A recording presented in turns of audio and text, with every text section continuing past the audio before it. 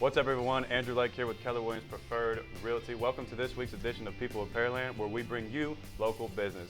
Today we have something very special for you guys, something that's near and dear to the heart of Pearland, Mr. Russell Ibarra. You may not know him personally, but I'm willing to bet that you have ate his food before.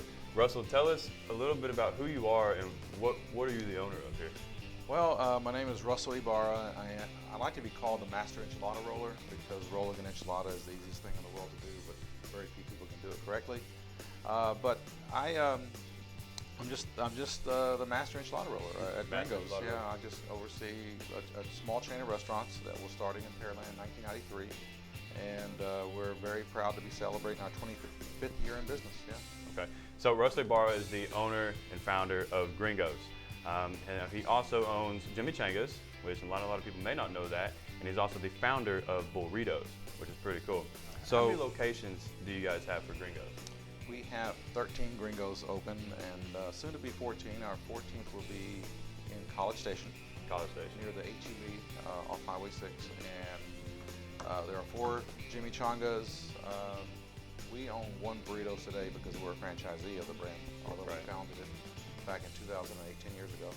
And we also own a concept called the Lunchbox here in LaPorte, and a burger concept called Burger Libre. Burger Libre? Burger Libre. Nice, nice. It's a luchador themed burger joint. Okay.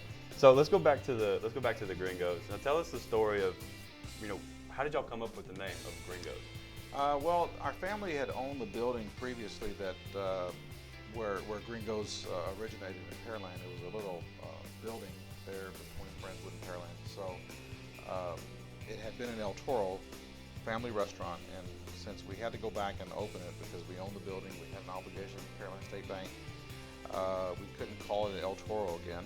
So there was a customer of mine that I was selling tortilla products to in the late 80s, early 90s called Dos Gringos that was located on North Main Street in Houston, or South Main Street in Houston, and they closed up. They were based out of Dallas, so I believe they closed up their Dallas location as well. But so I just saw it as an opportunity to use part of the name, and that's kind of how Gringos came about. That's very interesting. I love a little bit of backstory or some history behind it. Gringos has been, such an icon in the community in Pearland where it all began. I've always told my wife that we might as well just donate half our salary to you guys as much as we eat there. We appreciate it. Our staff appreciates it. All right, so Russell, with the odds stacked against you, whatever the statistics are, they always talk about, as restaurant owners, 70 or 80% of them usually fail. Yep. So at the very beginning, what made you jump into this crazy industry?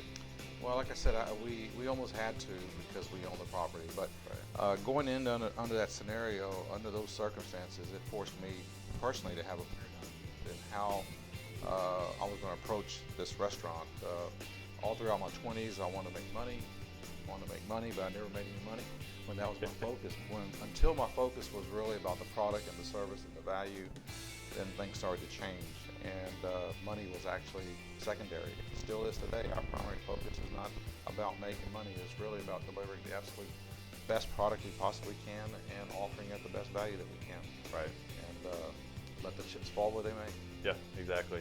So, Russell, what's your favorite dish at Gringo's? I like them all, so it's hard to put me in the corner and ask me a question, but I like the Tijuana because of the combination of the fajita taco and enchilada. You have a little bit of everything. Yeah, pretty much.